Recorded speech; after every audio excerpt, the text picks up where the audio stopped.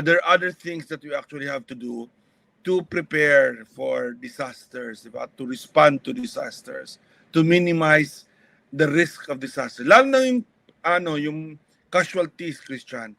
There is no excuse anymore for casualties, di ba? Alam nyo ba yan, pero for many years now, nagkaroon na tayo ng zero casualty, di ba? That has been the approach. Ngayon parang balik na naman tayo sa dati na okay lang na may mamatay. No.